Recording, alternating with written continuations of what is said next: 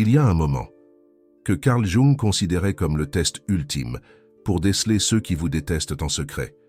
Ce n'est pas quand on vous critique, ce n'est pas quand on vous ignore, ce n'est pas quand on parle mal de vous dans votre dos.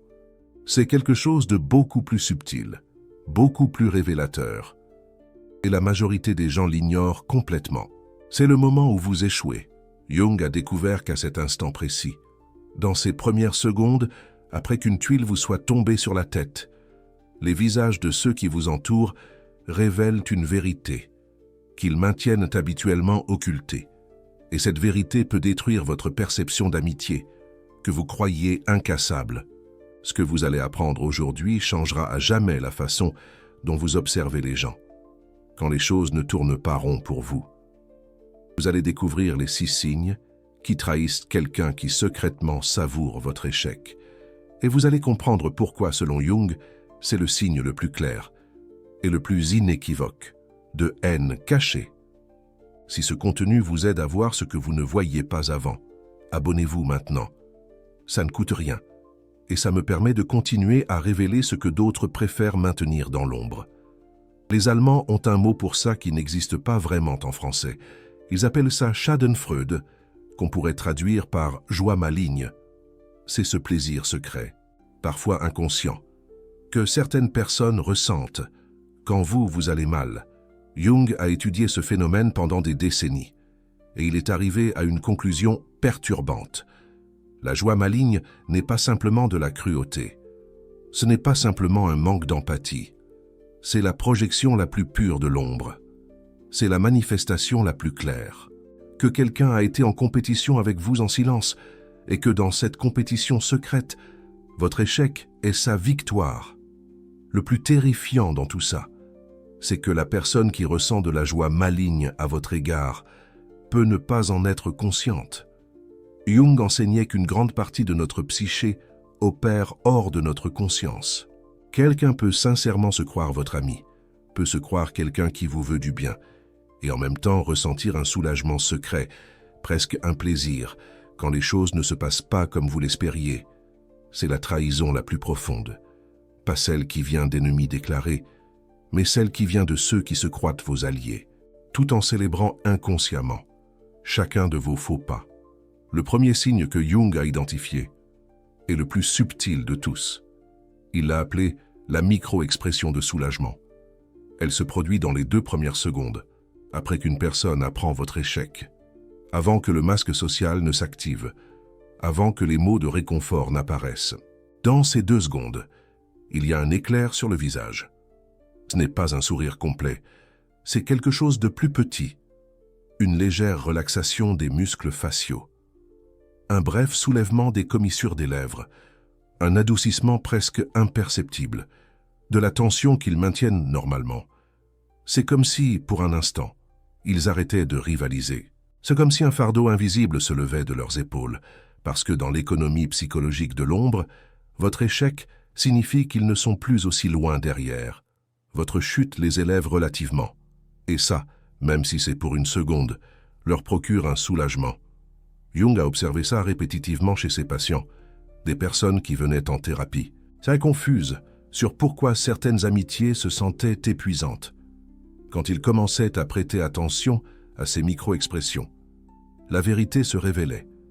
Les supposés amis qui semblaient toujours un peu plus détendus, un peu plus contents, quand les choses n'allaient pas bien pour eux. Le deuxième signe, c'est ce que Jung appelait le réconfort théâtral. C'est différent du réconfort genuin, de manière spécifique et détectable. Quand quelqu'un qui vous aime vraiment vous console après un échec, il y a de la douleur dans ses yeux. Il y a une urgence de vous aider. Son corps se penche vers vous. Ses mots cherchent des solutions, ou au moins à valider votre expérience. Il y a une connexion émotionnelle réelle.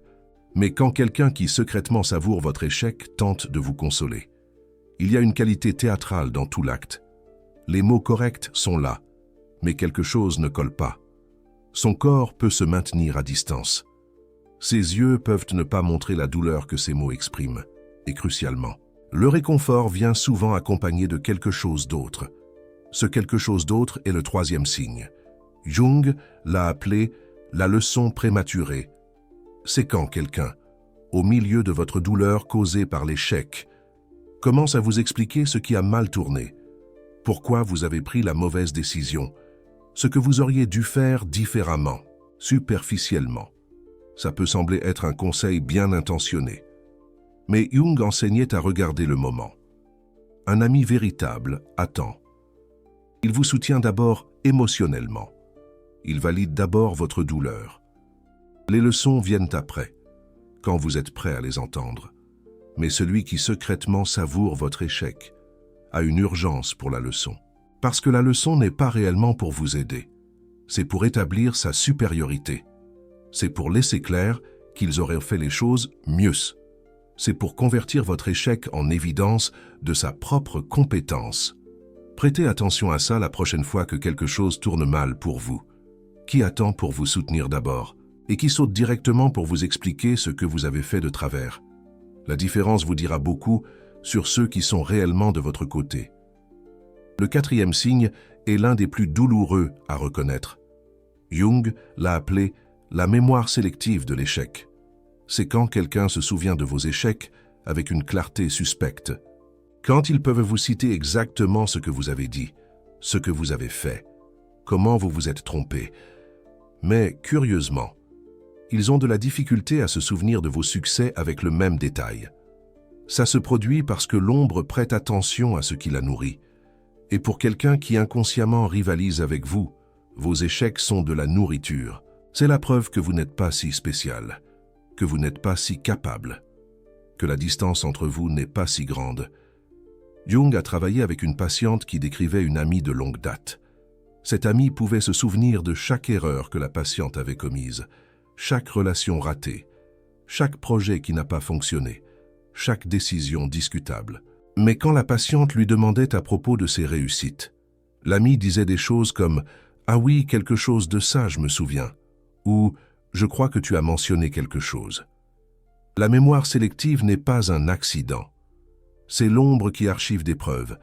C'est l'esprit inconscient qui garde des munitions pour la guerre secrète, que la personne ne sait même pas qu'elle est en train de mener. Le cinquième signe, Jung l'a décrit comme la comparaison dévalorisante. C'est quand quelqu'un utilise votre échec comme point de référence pour sa propre narrative. Ça fonctionne comme ça. Vous échouez dans quelque chose. Et peu après, la personne trouve une manière de mentionner comment elle a réussi dans quelque chose de similaire, ou comment elle a pris une décision différente, qui s'est avérée meilleure. Elle ne le fait pas de manière directe et confrontationnelle. Elle le fait de manière subtile, presque casuelle. C'est le « Ah, c'est dommage que ça n'ait pas marché pour toi. Moi, il m'est arrivé quelque chose de similaire. Mais j'ai décidé de faire autre chose, et ça s'est bien passé. Ou alors, je comprends ce que tu ressens. Même si, dans mon cas, j'ai réussi à éviter ce problème parce que j'ai fait telle ou telle chose. » En apparence, on dirait qu'ils partagent leur expérience, mais l'effet réel, et souvent le but inconscient, c'est d'établir un contraste. Toi, tu as échoué. Eux, non. Tu as pris la mauvaise décision. Eux, ils ont pris la bonne. Carl Jung enseignait que cette comparaison dévalorisante est l'un des mécanismes favoris de l'ombre pour se nourrir. Ça ne requiert pas d'attaque directe. Ça ne requiert pas de cruauté explicite. Ça requiert juste de se positionner. Encore et encore. Comme la version supérieure. La sixième marque est celle que Jung considérait comme la plus révélatrice, parce que c'est la plus difficile à simuler. Il l'appelait « l'absence de joie face à ta guérison ». Écoute, quand quelqu'un t'aime vraiment et que tu échoues, cette personne souffre avec toi. Et quand tu te rétablis, quand les choses commencent à s'améliorer, quand tu réussis à t'en sortir, cette personne ressent une joie véritable. C'est automatique. C'est de l'empathie basique. Ton soulagement est son soulagement. Mais celui qui a secrètement célébré ton échec a un problème. Ta guérison défait sa victoire secrète. Si tu te relèves, si tu continues d'avancer, si tu démontres que l'échec était temporaire, alors son soulagement était prématuré. Son plaisir caché était une illusion. Tu reviens en avant, ou au moins au même niveau. C'est pourquoi, quand tu te rétablis d'un échec, prête attention aux réactions. qui semble vraiment soulagé et heureux pour toi, et qui semble neutre, presque indifférent, ou pire, qui trouve de nouveaux problèmes à signaler, juste quand les choses commencent à s'améliorer. Jung a documenté ceci dans ses notes cliniques. Des patients qui remarquaient que certains amis n'apparaissaient que quand il y avait une crise, qu'ils étaient très présents durant les moments difficiles, remplis de conseils et de leçons, mais qui devenaient étrangement distants quand les choses s'amélioraient. Ce n'est pas une coïncidence. C'est l'ombre qui cherche sa nourriture. Et la nourriture de cette ombre particulière, c'est ton échec, pas ton succès. Maintenant, avant de continuer, je dois t'expliquer quelque chose de crucial que Jung soulignait à propos de ce phénomène. La plupart des personnes qui célèbrent ton échec ne sont pas malveillantes. Ce ne sont pas des psychopathes. Ce ne sont pas des ennemis conscients qui planifient ta destruction. Ce sont des personnes normales, avec une ombre non intégrée. Ce sont des personnes qui n'ont pas fait le travail de regarder à l'intérieur d'elles-mêmes et de confronter leur propre envie, leur propre insécurité, leur propre besoin de se comparer. Jung disait que l'ombre non reconnue se projette, et l'une des projections les plus communes, c'est la compétition inconsciente. La personne ne sait pas qu'elle est en compétition avec toi. Elle ne sait pas que ton succès la fait se sentir inadéquate. Elle ne sait pas que ton échec la soulage. Tout ceci se produit sous le niveau de la conscience. Ceci n'excuse pas le comportement. Ça ne signifie pas que tu dois garder ces personnes près de toi. Mais ça change la façon dont tu devrais le traiter émotionnellement. Ce n'est pas de la haine personnelle envers toi spécifiquement. C'est une déficience psychologique qui t'affecte comme dommage collatéral, actuellement. J'ai 500 abonnés et j'ai besoin d'1 millier pour que cette chaîne continue de croître. Si ce contenu t'aide à comprendre des dynamiques que tu ne voyais pas avant, abonne-toi maintenant. Chaque abonnement me permet de consacrer plus de temps à rechercher ces schémas et à t'apporter des informations qui peuvent te protéger de dommages que tu ne savais même pas que tu recevais. Maintenant, je veux te donner 4 techniques que Jung développait avec ses patients pour se protéger de cette dynamique. Ces techniques ne sont pas sur la confrontation. Elles ne sont pas sur le fait de terminer des amitiés dramatiquement. Elles sont sur le fait de protéger ton énergie et ton bien-être pendant que tu navigues des relations complexes. La première technique, Jung l'appelait le test de l'échec mineur. Elle consiste à observer consciemment comment réagissent les personnes de ton cercle face à tes petits contretemps. Pas les grands échecs, mais les petites frustrations du quotidien. Tu t'es plaint de quelque chose au travail et tu as noté comment chaque personne a réagi. Tu as mentionné un petit problème et tu as observé leur visage. Ces moments mineurs sont des tests SRS. Si tu détectes les micro-expressions de soulagement, le réconfort théâtral ou la leçon prématurée dans des situations petites, tu sais déjà quoi faire dans des situations grandes. La deuxième technique, c'est ce que Jung appelait le filtre d'information. Elle consiste à arrêter de partager tes vulnérabilités avec tout le monde de la même manière. Les personnes qui montrent des signes de joie maligne occulte n'ont pas besoin de savoir tes échecs. Elles n'ont pas besoin de connaître tes peurs. Elles n'ont pas besoin d'être au courant de tes projets risqués. Ce n'est pas être faux ou distant, c'est être sélectif. C'est reconnaître que tout le monde ne mérite pas d'avoir accès à tes moments de vulnérabilité. Jung enseignait que partager une vulnérabilité avec quelqu'un qui l'utilisera comme nourriture pour son ombre, ce n'est pas de l'intimité, c'est de l'automutilation. La troisième technique, Jung l'appelait la désidentification du jugement externe. C'est un processus interne où tu arrêtes d'utiliser les réactions des autres comme mesure de ta valeur. Écoute, une partie de ce qui rend si douloureux de découvrir que quelqu'un célèbre ton échec, c'est que, inconsciemment, tu leur avais donné du pouvoir sur ton estime de toi. Leur opinion comptait pour toi. Leur validation comptait pour toi. Et découvrir qu'ils souhaitaient secrètement ta chute, ça se ressent comme une trahison, parce que tu leur avais remis quelque chose de précieux. La désidentification consiste à récupérer ce pouvoir, à construire un sentiment de valeur qui ne dépende pas des réactions des autres, à arriver à un point où découvrir que quelqu'un célèbre ton échec est informatif, mais pas dévastateur. La quatrième technique est la plus importante. Jung l'appelait l'intégration de sa propre ombre en ce qui concerne ce sujet. Parce qu'ici, arrive une vérité inconfortable. Si la joie maligne te fait tellement mal, si découvrir que quelqu'un célèbre ton échec te dévaste, il est possible que ta propre ombre ait quelque chose à te dire. Jung enseignait que ce qui nous perturbe le plus chez les autres est souvent un miroir de quelque chose de non résolu en nous-mêmes. Demande-toi honnêtement. As-tu déjà ressenti un soulagement secret quand il est arrivé quelque chose de mauvais à quelqu'un? T'es-tu déjà surpris à te comparer favorablement à quelqu'un qui a échoué? Une partie de toi, aussi petite soit-elle, a-t-elle déjà senti que l'échec d'un autre te faisait te sentir mieux à propos de toi-même? Si la réponse est oui, ne te juge pas. C'est humain. C'est l'ombre qui fait ce que l'ombre fait. Mais le reconnaître te donne de la compassion. Ça t'aide à comprendre que ceux qui célèbrent ton échec ne sont pas des monstres. Ce sont des personnes qui luttent avec la même condition humaine que toi. Et plus important encore, ça te donne un chemin. Parce que si tu peux intégrer ta propre tendance à la joie maligne, si tu peux la reconnaître et travailler avec elle au lieu de la nier, tu deviens moins vulnérable à la joie maligne des autres. Leur célébration de ton échec perd de son pouvoir sur toi. Et parce qu'elle ne t'indigne plus depuis un lieu de déni.